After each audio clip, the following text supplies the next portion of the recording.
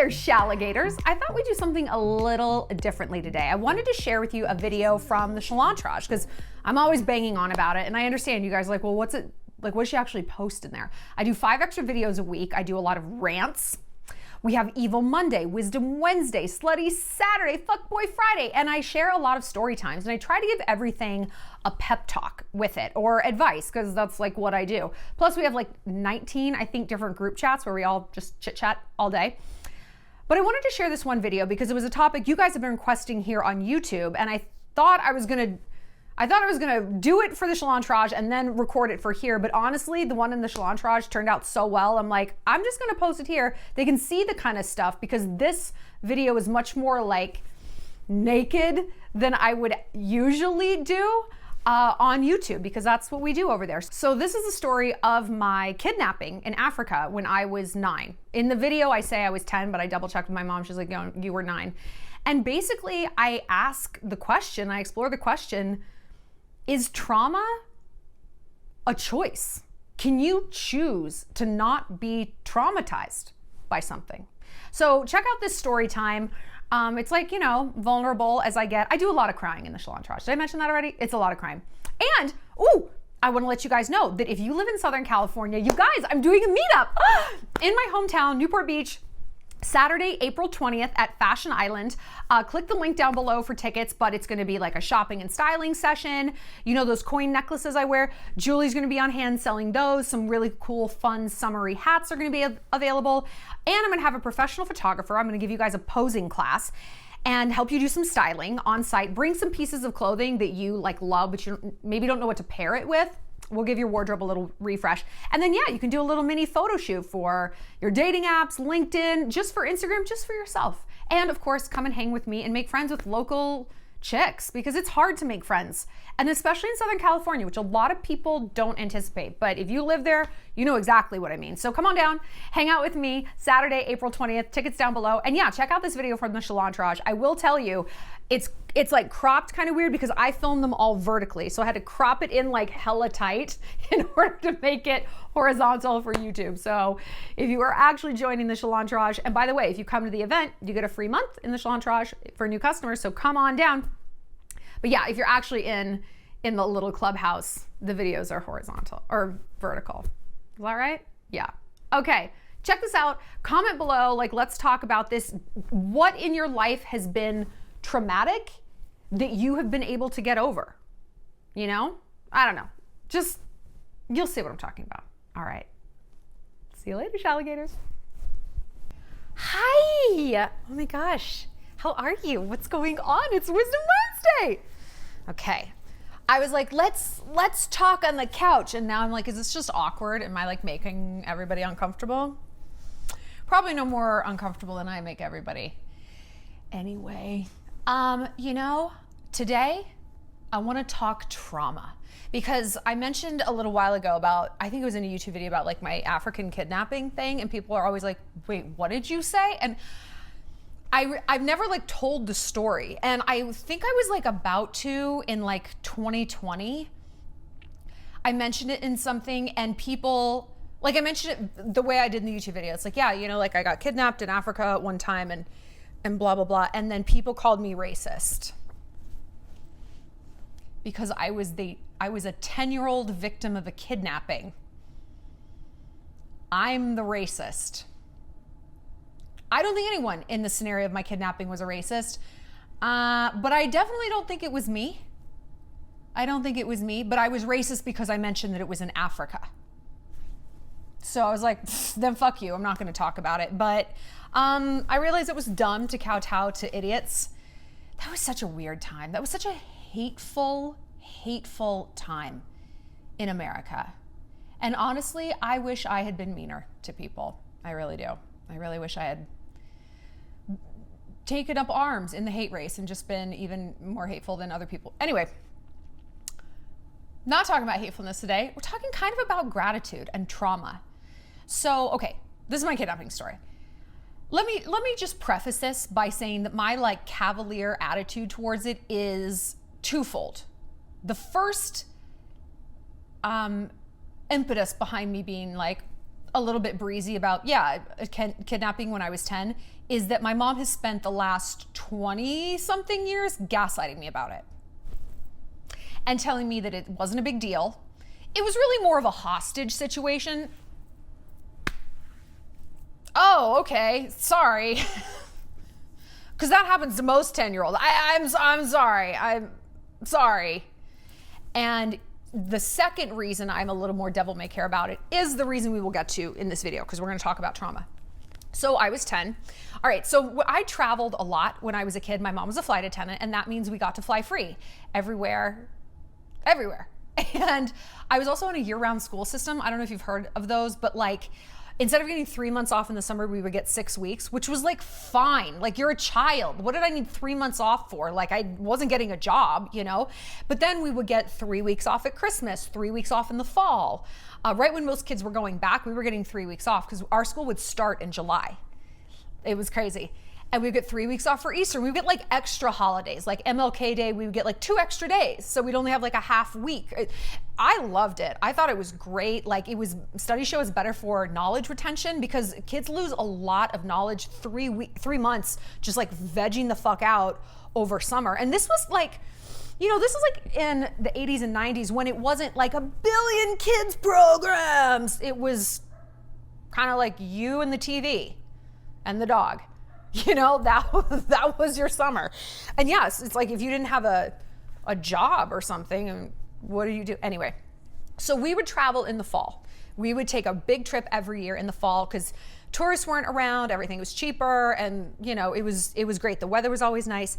So we went to Europe. Can I tell you the least relatable story? I left my sock monkey, Honey Monk, in Paris. And my mom flew back to get him. And she had a Polaroid that I had taken of Honey Monk. And she's like, have you seen this monkey? And she found him and she brought him back to me. This is the least relatable, most only child, like horrible story. But yeah, I still have him. He's the love of my life. So anyway, it's kind of incredible I turned out as down to earth as I did, considering it could have gone a lot of other ways.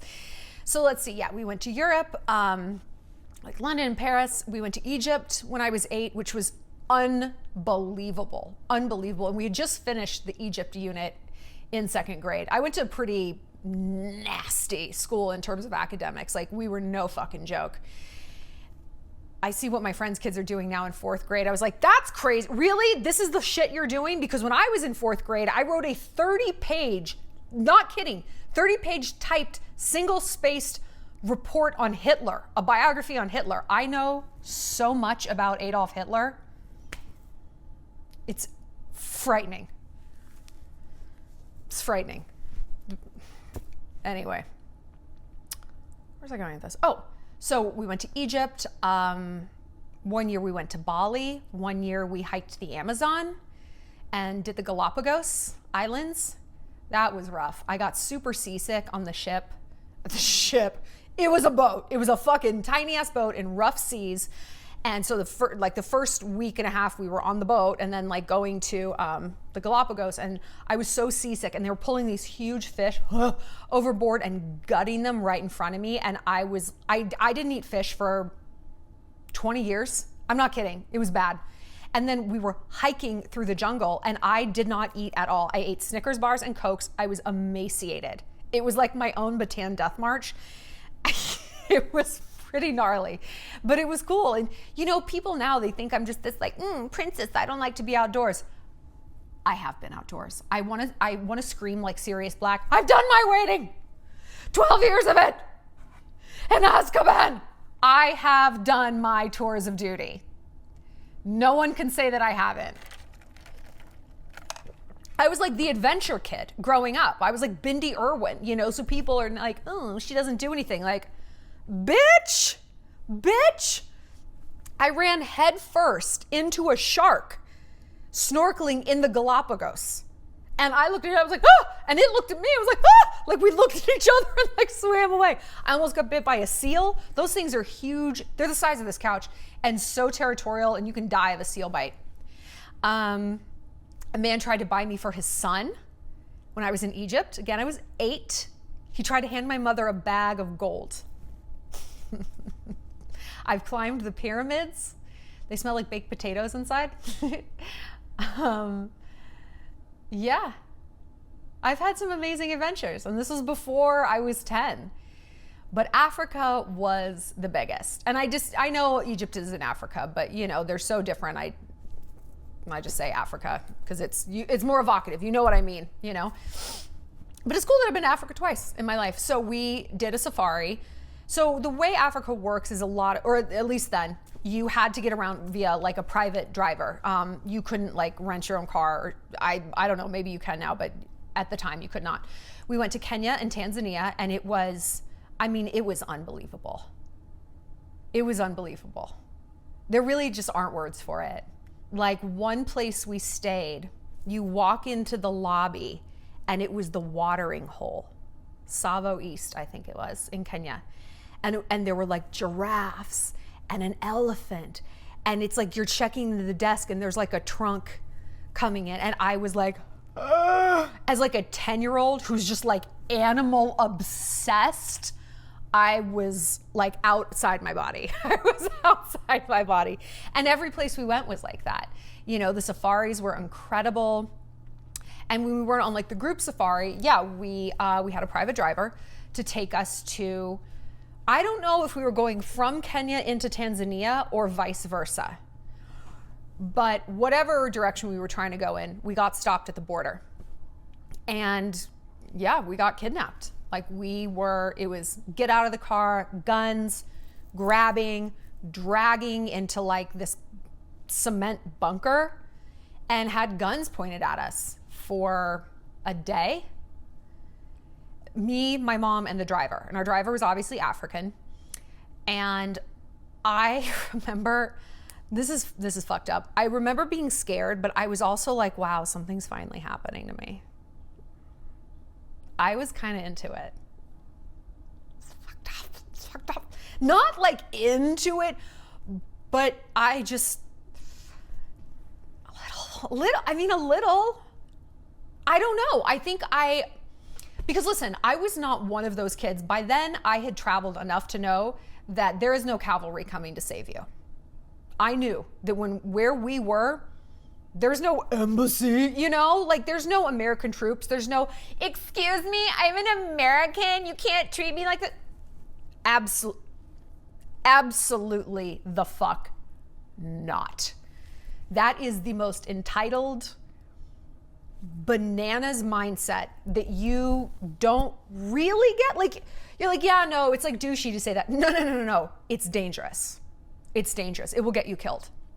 And I learned that when I was like 7 or 8, going to these places where if you pull that shit, you got a target on your back. And the freedoms we truly take for granted as Americans are just that. They are freedoms. They are incredible. This is why I've got such a boner for military guys. And you know, people can get mad when I'm like, no, I want someone who can back their shit up, and who's been in a fight and who understands what freedom is and who's been to a war and they've seen the other side. They've seen what life can be like, not in this incredible, blessed country that I personally get to live in, you know?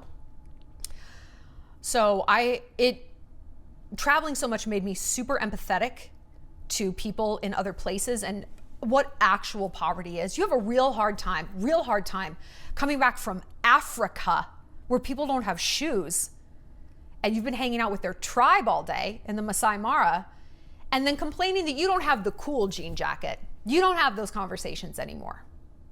You have a little bit of shame when you even think that, you know?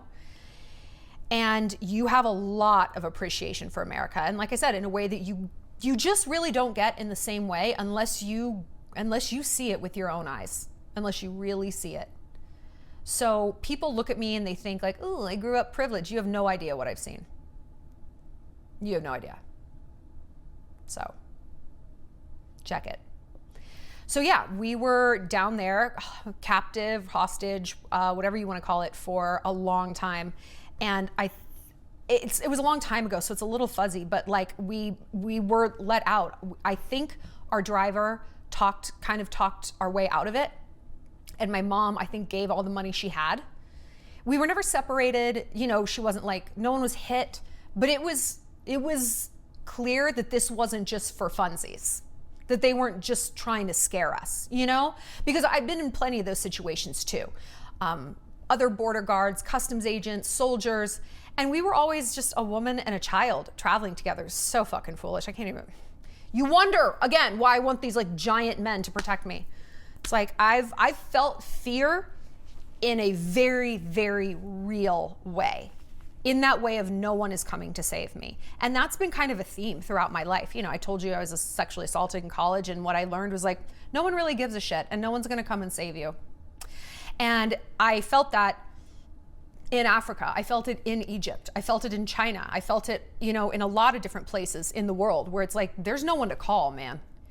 Even if no one means you harm, if you hurt yourself, there's no one to call. Like, you're on your own, dude. You're on your own. And I think that's been very significant in creating who I am as a person. So finally they let us go and they turned us back around. I'm not sure how we ended up getting from one country to the next. I don't really remember that part, but we kind of put it behind us. We went on with the trip. Show must go on. And I honestly didn't think too much about it. It was just kind of another close call in a way, like the closest, because yeah, like we dealt with some other things in Egypt, like getting pulled into strange rooms, and I was young then, so it's harder for me to remember, but I could ask my mom, she'd be like, oh, well, I'll tell you everything that went on in Egypt. But this is where things get weird. We were back home, and it was like 6 weeks later, and we were watching CNN, because this is the kind of fun programming my mom made me watch when I was a child. There were no cartoons. And they found an American woman dead at that same border station, shot and killed, shallow grave.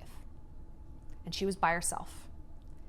And we were both like, ugh. It's like the trauma hit then. Because before we were like, okay, like close call. And then we were like, what the? This could have gone bad. Like, I don't think we really knew how close we were to getting killed. And I don't know why they didn't kill us. I think maybe because there were 3 of us, maybe because there was a child, maybe because there was an African. You know, they didn't want to kill another African. I don't know. I have no idea. Maybe it was the hand of God that was on me that day. On all 3 of us. I don't know. But I do know that shit happens, man. You gotta let it go. You gotta let it go. Did you watch the Super Bowl? Probably. And afterwards, when Taylor's on the field with Travis and she's talking to him, they had some lip readers see what they were saying to each other. And he's like, you must be so tired. He's like, golden retriever. Because she had flown in from Tokyo. And she says back to him, she's like, jet lag is a choice. And I love that because that's kind of what I think about jet lag. Like, I don't really get jet lagged. And if I do, like, I power through it so hard. I'm like, nope. And someone's like, I think you're jet lagged. And I was like, the fuck I am. Shut up. No, I'm not. I just opt out of it. The way, I think this is where sociopathy can help a little bit. I have opted out of certain emotions. I opt out of guilt. You know, if it edges up on me, I'm like, nope, no thank you. I also opt out of trauma sometimes. And I'm not invalidating anyone else's trauma. This isn't me somehow telling you that you shouldn't have feelings about something you've been through. I'm just telling you what I do. And I mean, I live a pretty happy life. I mean, you know, we have our ups and downs. You see me cry all the time, but like, I am pound for pound one of the happiest people I know. And I always have been because I just don't stay in these dark places. You know, weirdly, I'll stay in a breakup so much longer than I'll stay in a rape, than I'll stay in a kidnapping, than I'll stay in, you know, anything like that. I just don't. I think because sometimes there's just nothing to learn. There's just nothing to learn. And again, I'm not saying that like, I don't blame someone for not being able to power through trauma. And I'm not saying that everyone's mind works like this or that I'm even better or stronger. I'm sure that a therapist would be like, oh my God, this is not better. And they're like, this probably comes out in ways you don't even understand. And you're like, I just don't feel it, bro. Valid. Objection sustained. Objection sustained. I'm not saying that it doesn't like come out in weird other ways, but it doesn't come out as like PTSD or trauma or bitterness. So you know what? Yeah, if my kidnapping manifests as like, I need to date a force recon Marine and I'm hyper independent. Honestly, I don't think that's the worst thing. I don't think that that's the worst outcome for a traumatic event. I think it's far better than I'm frightened when I hear fireworks, or I don't trust black people, or fuck the entire African continent, you know, or I don't trust cops and border people. Like, what? I don't think that's better. I don't think that's better. Or I'm afraid to travel. Like, I'll take a goddamn ex-Delta Force Army sniper. Okay? Sorry. If it's gonna come out some way, I would rather it come out like that than fear. My trauma doesn't present as fear. And maybe that's a choice and maybe it isn't. But what if you could, as an experiment, I'm not saying that you have to stay in this place and blah, blah, blah. What if literally as a thought experiment, you tell yourself, okay, it is a choice. And I'm gonna choose to move on with my life. I don't know. I mean, is that like horrifying? Because I get it. We work really hard to let our psyche be heard. We do. You know, it's huge in the work that we do around here and is like these bad bitch alpha females. And so the last thing I want you to do is be like, shut up. I don't want that. It's this fine line, you know, of where's the intersection of, yeah, my psyche's going to be heard, but she doesn't get to monologue. Okay? Like at some point, like cut the mic, get her off stage, like the Oscars, like play her off stage. At some point, it's like, I heard you, girl. It was scary. We almost died. But then what comes in for me is, but you didn't. You didn't die. You didn't lose an arm. You weren't, you know, your mom didn't die. If anything, I feel lucky when I think about that experience. I don't feel bitter or angry at those kidnappers because what I saw in Africa and the poverty, I mean, I kind of get it. I get what desperate times do. I get it. You know, it's not like these people have choices always between, God, I'm going to go work at like Kenyan NASA or I'm going to be a poacher. These aren't always the options. And I think being an American, we lose sight of that because we do have options. And that's why I have so little sympathy for people who literally choose crime in this country. I'm like, do you understand how hard this country wants you to fucking succeed? Do you have any idea? This country wants you to succeed. In other countries, not so much. They don't care. They don't care. So for people to justify their piece of shit lives and their violence and their idiocy in America, get fucked. Come on, man. You don't even know. You don't know. You don't know what no choice actually looks like. You don't know what no real resources actually means. Have you ever tried to do your homework and you don't have electricity and you walk to school and you don't have shoes? Have you tried that? Like, it just drives me crazy when I hear Americans making excuses for themselves. What? Dude, come on. Drives me fucking nuts. Drives me nuts. Not that we don't have, our sad songs to sing, but this is what I'm talking about. You can be like, hey, I've had it rough, but at some point, you got to take the mic away from that psyche who's just trying to keep you there and victim monologue. I know that this isn't what a lot of people want to hear. Because a victim narrative is very cozy. It has a lot of upsides. It does. People listen to you and they don't fuck with you all the time. And no one's asking like, well, aren't you gonna go back to school? I've been victimized. Okay. At the end of the day, you're kind of only hurting yourself. And again, there's this intersection of like, but you have to feel what you feel. You can't gaslight yourself as my mom has gaslit me. Like I said, for the last 20 something years. You can't do that. Like that's not the road to redemption either, where you pretend like, I don't even care. I don't even care that my boyfriend beat me up. You can care.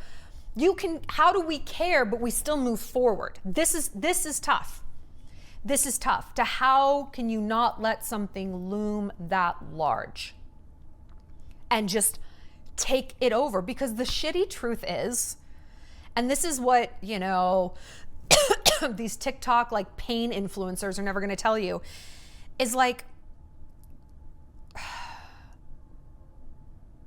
well, now I've lost my train of thought. I feel like it was something really good, but they're never going to tell you. At some point you have to move forward. Okay, wow.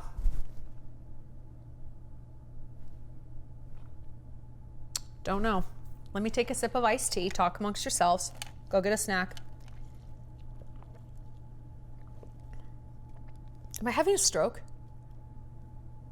Am I having a stroke right now? I'm so sorry.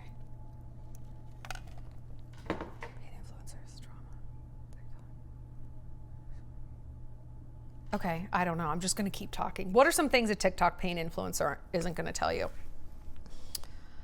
That your pain isn't that special, and while life might be giving you some like soft round edges because of it, I don't know that that's always the best thing for us.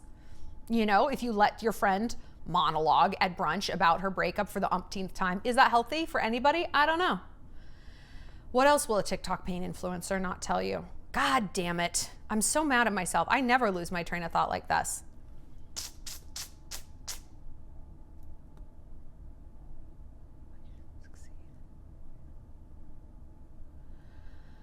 I'm really sorry.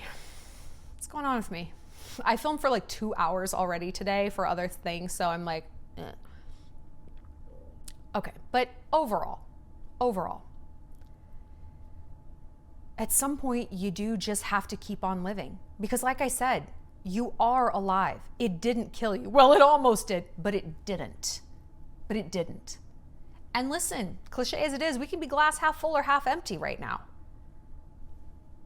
And is it fair? Are these traumas fair? This is what fucks us up, is like we equate it being unfair with a license to stay in this place forever. Because I deserve to, because I'm trying to even the scales. Because look, what was done to me was so unfair. It was so unfair. And girl, I believe you. It absolutely was. Of course it was unfair. But, oh wait, maybe this is what I was gonna say. There's the thing that happens, the rape, the beatings, the molestation. At some point they end. And we pick up where that abuser or that car crash or that trauma leaves off, and we keep it going by living it and reliving it and reliving it. And listen, again, I'm not saying that it's this switch you flip.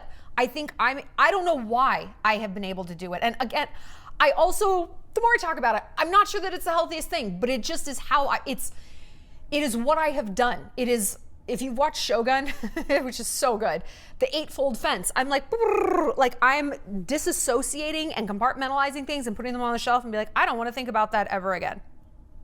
Because it's icky and it just swirls around in my head and I learn nothing from it, and everything I'm gonna learn, I have learned. Don't get too drunk on a date with a guy that you don't even want to be out with. Cool, learned it. Don't go to Africa and be by yourself. I don't know what the lesson is there. There isn't one. I'm just gonna move on, okay? Sometimes there's no lesson. Sometimes there's no fucking lesson because you were just victimized. I don't know where we let our feelings be heard, but then say, okay, I'm gonna put one foot in front of the other and I'm just gonna keep going. But like I said, just as a thought experiment, let's pretend that we can just go into like jar mode writing it on the jar, putting it in a jar, put it on the shelf. Let's pretend that we can do that. Maybe you would be surprised at how many things that like works for. Laura St. John talks about this. She calls it the free pass, which I love because it's great on like a little micro thing. She's like, free pass. I don't want to think about it. I don't want to deal with it. Free pass, move on. And it's very like freeing. It's like, oh, your mind might be desperate for that free pass and a way out. Because when she had first told me about the free pass thing, I'm like, okay, my mind doesn't work like that. It absolutely does. When I have it written on a little rock and I put it in like random places. So I'll find it and be like, oh, it's a free pass. And I will allow myself to free pass out of whatever thing I'm fucking chewing on that day. You know, whatever thing or boy or text that I'm obsessing about, I'm like, oh, I got a free pass. And it actually works. And I definitely didn't think it did. Maybe I'm just good at it because it's like, well, I've already free passed a kidnapping. Like, I can free pass a text message. I don't know. But try it. Try it. Try it. Maybe you'll find it's like, oh, I can actually compartmentalize a lot of things. And another thing Laura said that was like a ding ding moment for me was that you don't have to clean up everything. And I was like, what? Yes, I do. She's like, nope. I mean, it's good to learn your lessons, you know, and okay, what can I do for the future? But then it's like, just shut the door. Just shut the door on the bullshit and just keep moving forward. Maybe that works for some things, not for everything, but what if it worked for 50% of the things that you like, were traumatized by? That's a lot. Maybe it only works for 20%. That's still something. It's better than 0%. Maybe it works for one thing. Wow, that's one less thing that's on your mind now. And maybe in 6 months, you can think of another thing. And you can compartmentalize one other thing and opt out of the trauma for that and be like, you know what? I'm done fucking thinking about it. Yeah, I got in a car accident, but you know what? I wear my seatbelt. I'm cognizant. I don't drink and drive. I'm getting back out there. Fuck it. I can't live like this anymore. Just try it. I don't know. Maybe it'll work. Maybe it won't. Maybe the things it works for are not what you would assume. Like, oh, no way it's going to work for that. You're like, oh. Maybe it's rooted in, again, like your brain wanting a way out, wanting so bad to get out of a trauma loop.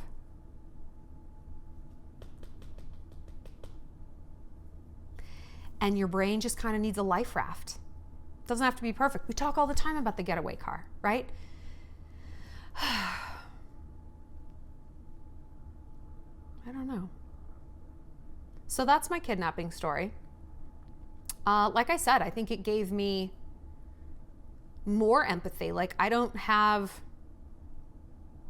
any hostility or bitterness. And I certainly don't have a prejudice against Africans. I mean, they were the coolest people and warm and just beautiful. Just a beautiful place, a beautiful culture.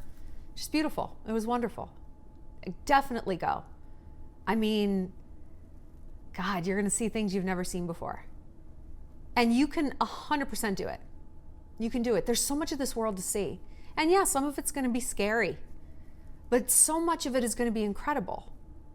And if you can trust yourself to like, you know what, I can deal with the scary. I can actually just jar mode that. I can free pass it. I can bypass it. I can opt out of it.